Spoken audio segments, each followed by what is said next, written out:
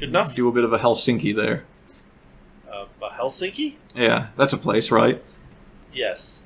I made it... Finland, I think. I made it a verb, kind of like people that make adult into a verb. Yes, those aren't real people. They're not adults. They're certainly not adults. I don't think they're real people. I think they're like the PhD students? And not all of them, obviously. Obviously, not all of them. There certainly are some of these soulless imposters among them. Yeah, that make... So you sent me an article. Yeah. Isn't it usually me that's sending you the articles? That's usually your line. You were looking and you weren't finding anything. You were complaining that you weren't finding anything. So I complain a lot. I just thought, it'd be great if this article that was up in the quote-unquote working life section of Science Magazine... I just realized this was sciencemag.org. Yeah, this is Science Magazine. This is one of the quote-unquote tabloids of, actual, good science. And they have this section where they have an article... Most issues have a single short article called Working Life, which are usually hilarious. So, when I was a kid, if someone made an article with the headline in a science magazine, "One PhD hold the pastries," pastries would have some funny scientific meaning that relates to what they're talking about. Yeah, normally you'd think that it'd be a pun of some sort, right? Yeah. So Not so in Science Magazine anymore. Nope, they're talking about pastries. Jesus Christ, they're talking about pastries. Yes. You know what? They're not just talking about pastries. This article is written by one Kate Breadbenner. Did you notice that when you sent it to me? I did not. Not when I sent it to you, and not until you mentioned it. I mean, I didn't really think about the bread in her name, but yeah. So that only makes it that much better. So much better that I accidentally just clicked off the page. So here we go. So you think it's a pseudonym? I would be embarrassed if I wrote this, so I hope so. It's probably not. I hope so. Breadbenner sounds like too ridiculous of a name for it not to be a real name. I know, right? Oh, man. So, shall we just start going through it, or what? Are you back to it? I think so. Okay. I never... Do you want to take start. it? Yeah, I'll just You start. can start. I never thought I would spend so much of my time and money setting up still life-worthy displays of flaky croissants and shiny fruit for people who are judging my science and that of my colleagues. So much of my time and money setting up still life-worthy... Okay, so number one... I don't know what still life-worthy means. It's like it has to be a piece of art. So this is what we call overcompensating. Yeah. At best, this is overcompensating at best and gross paranoia at worst. I hate when people use the term overanalyzing. There've been people that, like, when we were talking about movies such as Alien versus Predator, Alien Covenant. When we did our Alien Covenant movie review or non-movie review, non-review. Yeah. Someone said that we were over-analyzing it. I think it was in the comments. I don't remember if it was someone we knew or in the comments. Right. Someone in the comments was like, yeah, this is over-analyzing or something. But anyway. To me, over-analyzing is just what people with no imagination say when someone dissects something better than they could. Yes. So, at first I was thinking, is this over-analyzing that is actually worthy of the moniker, or... But I think you're right. I think this is just paranoia. This is it's just paranoia, and I mean I hope that this is an air that's being put on for the purposes of levity, but I can't tell is the thing. Like, this article is written very seriously, and that scares me just in a very sad way.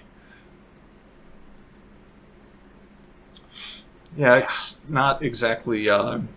I mean, flaky croissants and shiny fruit for people who are judging my science. Are they judging your science, though? Well, that's the point. That's maybe the point. Maybe they're judging your science, but like, if they're actually judging your donuts and coffee, I don't think they're judging your science. Well, there's a portion of that too, but like, I mean, it's Like, the thing I'm most looking at here is this idea that like it has to be still life worthy, and it has to be these flaky, expensive croissants, and the fruit has to be perfect, and all. And it's like it's one of these things where like this person lacks self-confidence, and so they're like, oh, everything I have to do has to be perfect, or else suddenly I'll be not perfect. And then I'll be garbage, because imperfection is garbage. And I just, like, picture this person washing their hands, like, 20 times in a row.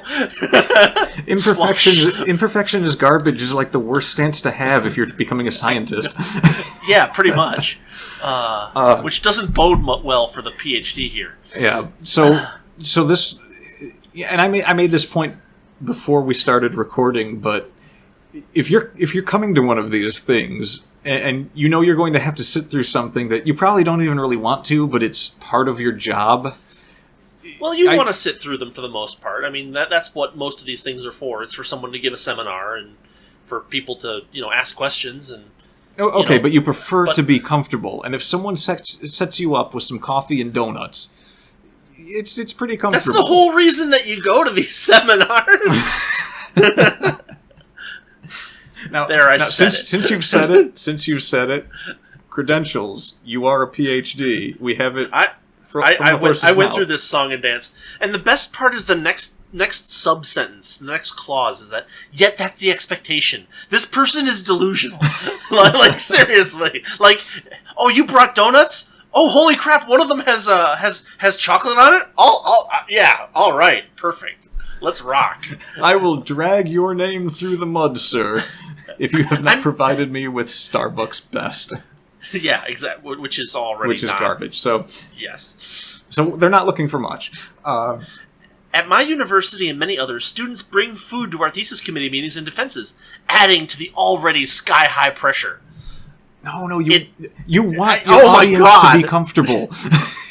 Yeah, it's just common courtesy and sense. It is literally a harmless custom. Yeah, it's like the definition of it, because like I've been to these things before where they were like, oh yeah, the coffee maker was on the fritz, or oh yeah, we didn't manage to get the donuts in time, or something like that. And you open fire on them, right? No, it's like oh, okay, whatever, and I sit down. Like, it's not a big deal. We're gonna make it through, doing it our way. And then this sky-high pressure thing, as if every single thesis committee meeting is somehow sky-high. I mean, I understand it for defenses. People get really nervous for their defenses, but, like, all the little intermediate meetings, if you feel sky-high pressure on those, you're really making more out of them than they really are. Yeah. Like honestly. Like if you have these thesis committee meetings, and say you have, like, 4 of them or something like that over the course of your, say, 6 years or 5 years in grad school in physics or something like that, it's like, if these are going badly routinely, that's an issue, but, like, there's not really a whole lot of real pressure in general. And you're certainly not going to screw up too bad on the pastries and coffee. That's the whole thing, is that this whole still life-worthy thing is like, this is just a person who lives to one-up everyone else. And that's just like, it's such an irritating character trait. It's like, no, but my pastries were arranged. And it's like, come on, just throw the pastries on a plate and call it good. They're all gonna end up in the same place anyway. Yeah, and it's a good point too, that it's this whole one-up attitude, because the tone that, first off, someone took the time to write this as an article, and then the tone the article takes by the end kind of has that feeling like this is what this person's thinking about all the time. Yeah, what good are you as a scientist if? Well, that's the thing, right? It's like my first taste of it came 5 years ago for my first committee meeting. I prepared furiously. Okay, that's fine. Must be doing superstring research or something. I don't know. I meticulously proofread my written proposal and aligned all the figures. Okay, proofreading is good. Aligning all the figures, I mean, no one's going to really care that much if it's a little off, but okay. My slides all use the same font. Okay, you're just uncreative. Certainly not using LaTeX. I had even prepared some extra slides to address possible questions. Okay, that's normal. Even so, I was sure the meeting was doomed because I didn't know how to make coffee. I don't know which is worse, the fact that this is the person, this is why the person thought it was doomed, or that they couldn't take 2 minutes to learn how to make coffee. Like, Google It's written on the side of the can. Every time I have to... Take 1 scoop, put scoop in filter, and then run hot water through filter into pot. This is not hard. Like, this is like... If you had time to prepare furiously and meticulously proofread, you could have been like, oh, let me make a pot of coffee the day before so that I know that it's, like, reasonable. Yeah, you do it once and you never forget. But, like... Yeah, well, even if you forget, it's written on the side of the can. Yeah, I was going to say, every time I've got to go somewhere where I need a tie, I've forgotten how to do a full Windsor knot, and I have to look it up. Yeah, same here. In my mind, 1 drop of burnt coffee would cause my judges to kick me aside like a stray dog. This person has self-esteem problems, don't they? How do you make it that far? I know, right? Like this person is so thin-skinned, or assumes everyone else is and projects hardcore. Yeah. Right? 1 bite of stale pastry would put them... I wouldn't want this person on my committee. Yeah, I wouldn't have written this article. That probably isn't their real name, now that I think about it. Yeah, I would not want this person on my committee. Like, holy crap, this person's nuts. Because, like, if I didn't... Like, this is the kind of person who feels, like, superior because they arranged pastries on a plate. Oh, I think you're right. I didn't notice this sentence. So like, that same paragraph. Put them in a foul mood, so I'd be carted back to the humble Pennsylvania town where I grew up, then forced into my high school job as a Wendy's drive-thru operator. Because your choices are scientist or Wendy's drive-thru operator. Yeah, there's nothing in between. Why do you think that's what's going to happen from all of this? And why are you so down on Wendy's? I mean, I'm pretty sure Wendy's could out-troll you on Twitter. They probably could. Almost certainly. Almost certainly. Wendy's is probably the number 3 top troll on Twitter. The pecking order is Donald Trump, Michael Malice, Wendy's. And I would have put Michael Malice on top, but he always says that the only person he doesn't think he can out-troll is Donald Trump. He's just being humble. Yeah, he's being humble. I think he's the better troll. Of course, I knew logically that these things were unlikely to happen, but the pressure of a committee meeting often sends logic out the window. Seriously, like, this is like I can imagine, like, you setting this person, like, down with, like, a donut to the left and a croissant to the right, and they starve to death because they're not sure which way to go. And like, good grief, like, this is just, it's so ridiculous. I hope this person's joking, like, seriously, because if not, this is, like, really awful. If they're not, they probably already died of an aneurysm. That's actually likely. They published the article this week. Yeah, it's a posthumous. This was when they died. Yeah. Anyway, moving on. Yeah, they sent the article in and they didn't get a response within 15 minutes, and so they just, like, their heart exploded. They mailed a pot of coffee with coffee in it to the people that published it and then died. Yes, basically. So moving on. So in the hours before the meeting, you had hours to learn how to make a cup, whatever. When I should have been looking over my slides, skimming key papers, or even relaxing a bit, I was standing numbly in front of the lab coffee maker. Oh my god, it's like I'm reading Sims fan fiction. I know, right? And then they catch fire.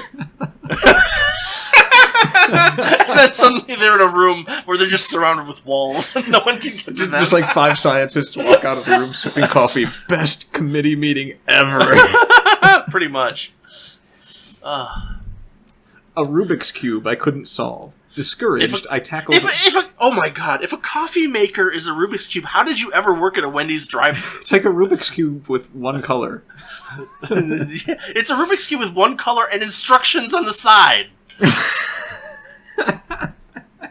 This is like that joke about the person that couldn't, like, figure out how to get water out of a boot with instructions on the heel. It's like that. Like, this person is the embodiment of that joke somehow, and they have a PhD, or will, or probably won't. I mean, I think will. I think do. I mean, this is a thesis. They talk about their thesis defense. So this person is probably already.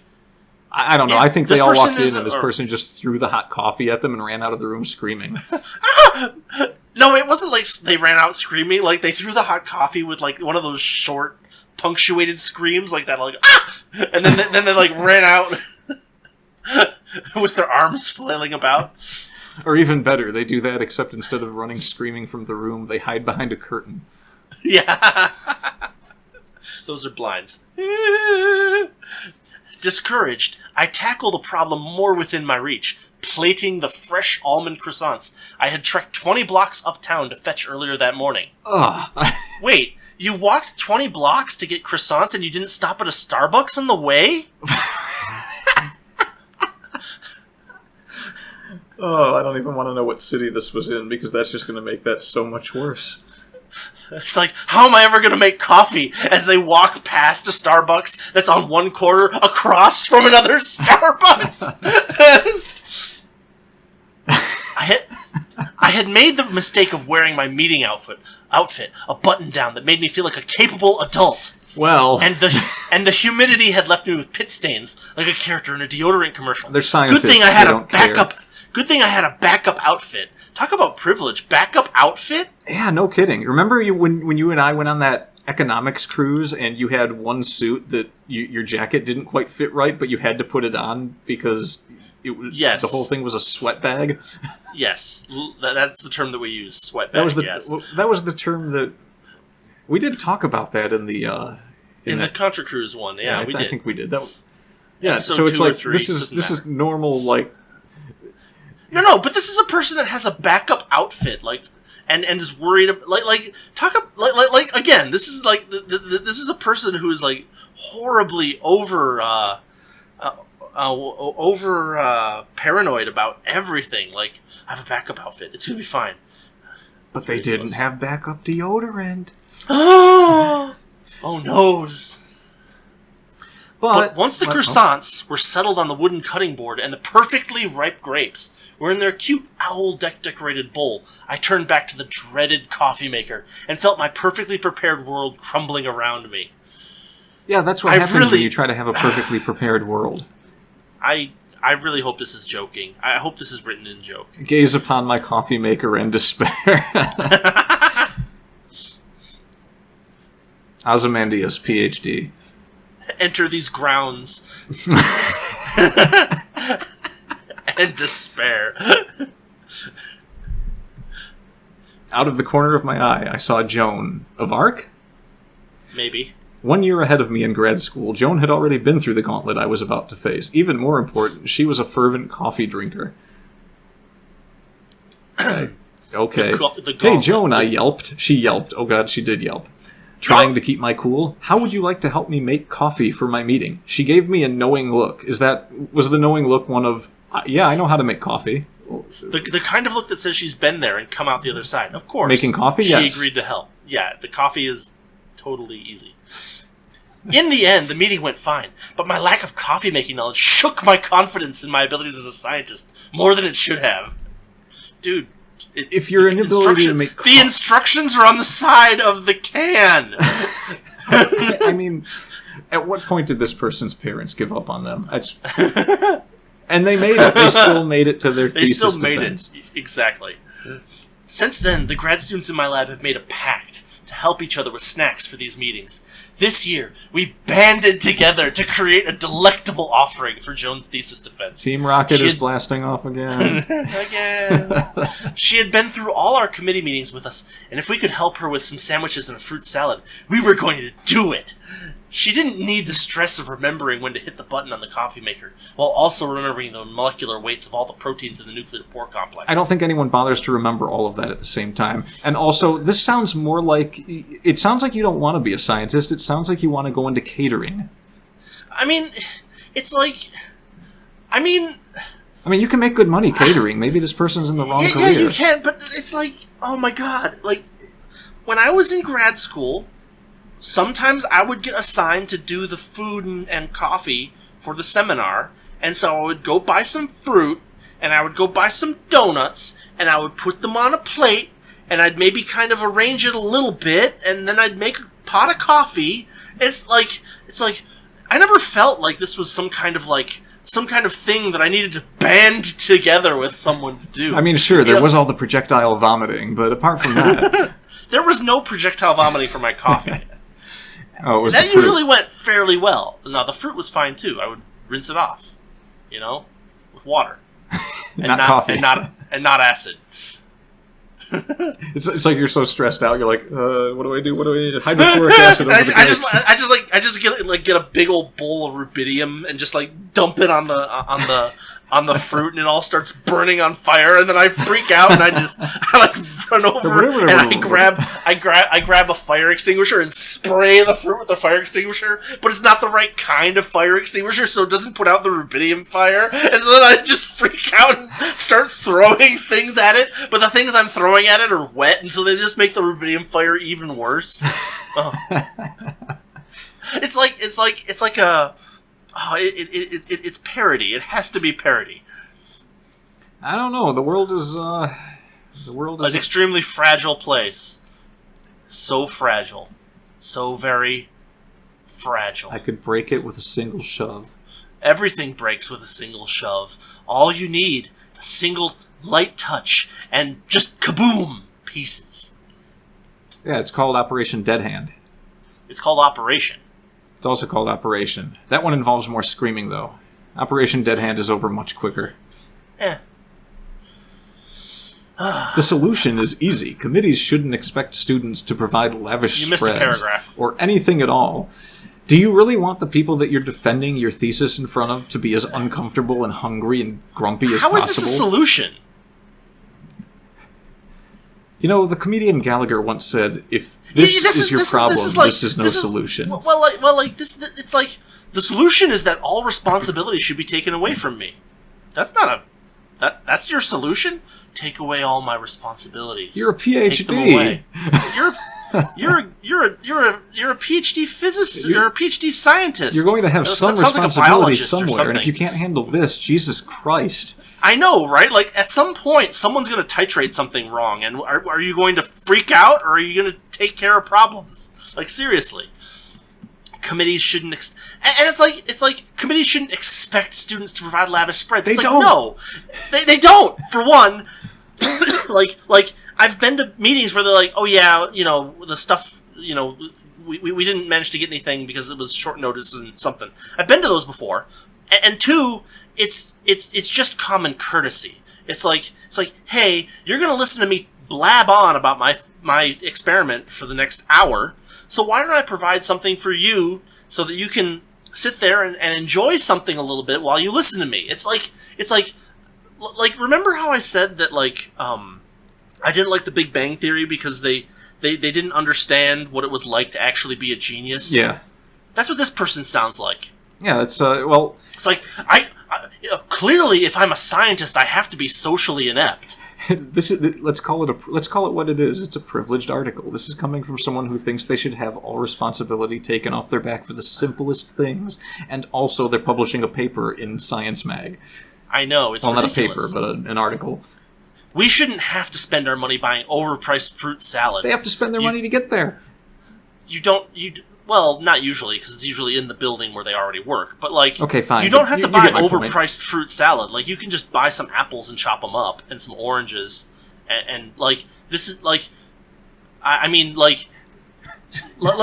this is just another layer of the problem. Fruit salad is fruit taken and put together. So all you have to do is buy the regular fruit and then put it together, and you've made fruit salad that's literally not overpriced. I mean, I'd just bring sodas in a case of White Castles and be like, all right, boys, we're going to be here for a while. Crave case, boys.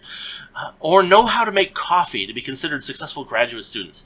You don't have to know how to make coffee to be considered a successful graduate student. You have to be able to read the instructions on the side of a coffee can in order to be considered a reasonable human being.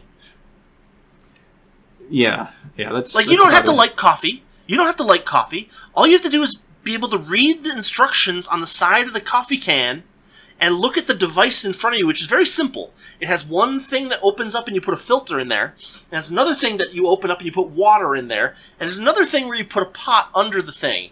And there's really, it's almost foolproof. like you don't need to have a PhD to know how to use the coffee machine. Even if you can't read, have someone show you how to do it one time. You had a person right there that was doing it. Why didn't you just watch them? Even if you've never actually seen it be made, if you know what coffee is, you can kind of figure it out. It's like, okay, there's a stack of these paper things. Oh, these must be the filters. Okay, filter goes, oh, here's a thing that's shaped like the filter. I'm going to put it in there. And then, oh, okay, so the grounds must go in the filter. That makes sense. Okay. Then I need to put some hot water over the grounds. There's this like tube over the place where I put the filter.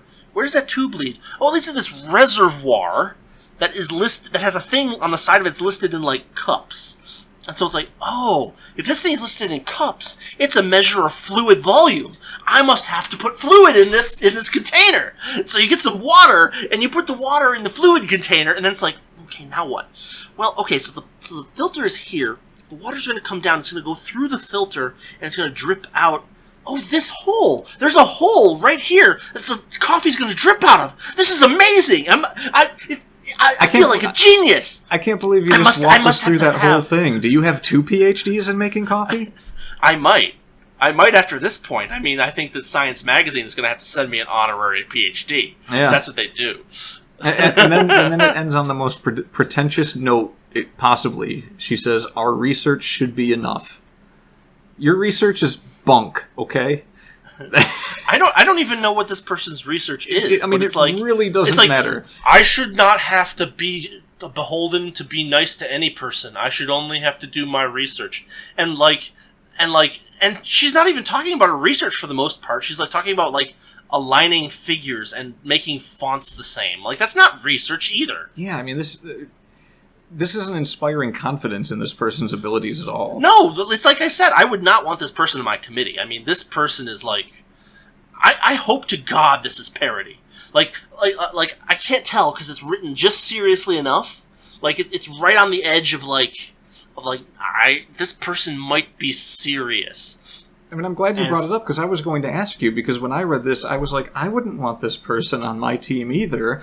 And no, not team, but I wouldn't want this person like judging my research either, because they're like, oh, you didn't arrange the croissants, and they're not almond croissants. Oh my goodness, I clearly am able to look down upon you. Oh no, it's worse than that, because this person is going to judge people that actually have things. Yeah, probably. They're going to browbeat them right before they go to give their defense, like, you don't owe these people coffee and donuts, and then it's like, then the person that's giving the defense is going to be like, what is my priority here? Yikes. If anything, this article puts more pressure on people that are saying. And then she's like talking about bringing some sandwiches and fruit salad to her friend's thesis defense, like it's some kind of friggin' book club crusade. No, like a crusade or something. Yeah, we're walking all the way to Mecca and coming back. For King Richard. Yeah, for King Richard, exactly. It's like, I've seen people that did a lot more than that, too. Like, I know a person who, like, baked, like, homemade brownies and brought that to their defense. I've seen people that, like, got pizza. I've seen people that got not just coffee, but several types of tea. Oh my god, I just realized something. What are the chances, what are the odds that this person is not talking about a Keurig coffee maker? Oh, Jesus Christ. Oh, God. I have no faith that that's not the case. But, like, I actually had to do the whole filter thing, which requires, like, even a small amount of, like, figuring things out. But, like, this person's probably, like, can you just put a pot under it and, like, put 10 Keurigs in one at a time? Yeah, you could do that. Oh, jeez. So this is an actual thing that is in Science Magazine. And as you put it, a well-respected journal. This is someone who would probably use the word adult as a verb. They almost do. Right? Like, made me feel like a capable adult. It's a button-down shirt! Like Talk about low standards. I mean, I know, right? I had an interview for a job at a restaurant, and I wore a suit and tie. Well, even if you don't wear a suit and tie, it's like... Yeah, well, I mean that's like, my point, though. It's like no, this... No, it's worse than that, because it's like It's like this person's like, people should only judge me based on my research. I feel like an adult when I wear a button-down shirt. Oh, wow. Oh, wow. Yeah, so just a heads up, if you ever see a breadbender on your team, you might want to start looking for other teams. Yeah, something. I don't know. Or at least just make sure that you arrange your almond croissants properly, because otherwise you're going to get doomed.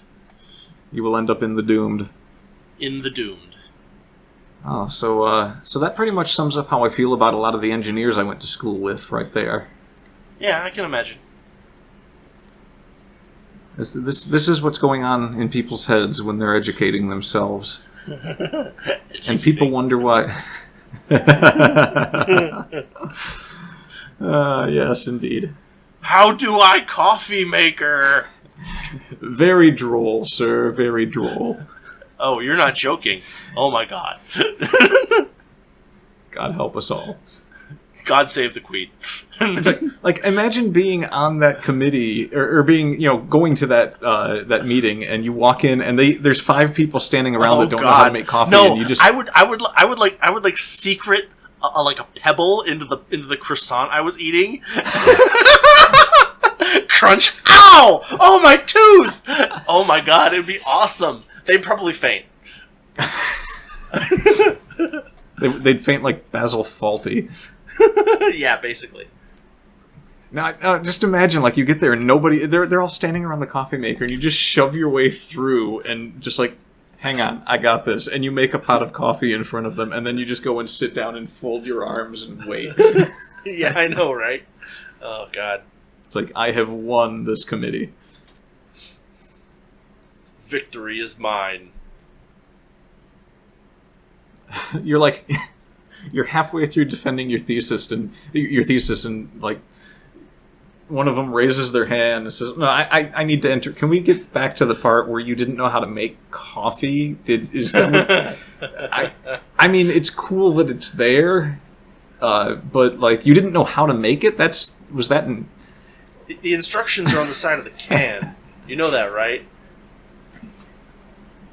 I shouldn't have to defend this. No, you're defending this. No, in order to be a reasonable human being, you have to be able to learn how to make coffee. Yeah, you don't even have to be able to make it. You just have to be able to learn to make it. That's what we're trying to establish here, because you're getting a PhD or not, as the case may be. Because it's a coffee pot. Seriously, here's the deal. I don't even care what your thesis is at this point. I'm going to sit here and you're going to, right now in front of everyone with no assistance, try to guess how to make a cup of coffee.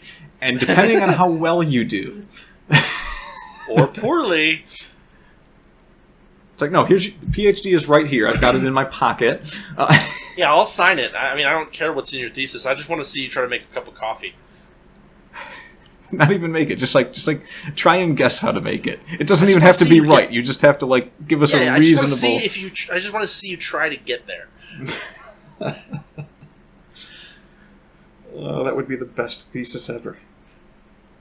But my science, this goes deeper. Than like your 30 science. Other people are going to do the same research that you do within the next 5 months. Doesn't matter. Just we got to see this.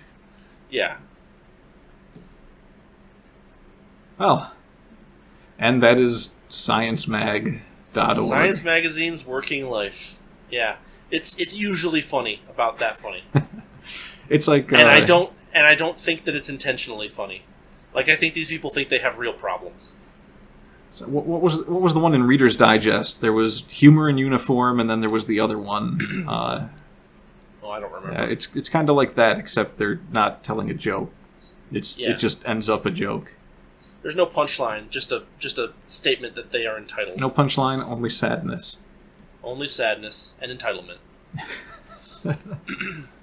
The tone, that's the part that gets me, because if this were a joke, like, they wouldn't have this entitled tone at the end. They'd finish with a real zinger, you know? Pun. Yeah, but not even, I don't think this person's capable of a real zinger. They don't know how to make coffee. But this is written like a serious... like opinion piece, like, here's the problem, blah, blah, blah, blah, blah. I had to learn how to make coffee. What's the solution? I shouldn't have to learn how to make coffee. The end. It's like a op-ed from like a 4-year-old. I'm wearing a button-down shirt. See how adult I am? Little Billy, PhD. Yeah, exactly. I think we're done here. Yeah, yes? I think we're done. This is the future. The future of PhDs is this. And the future Sad is over. face. The end. The end.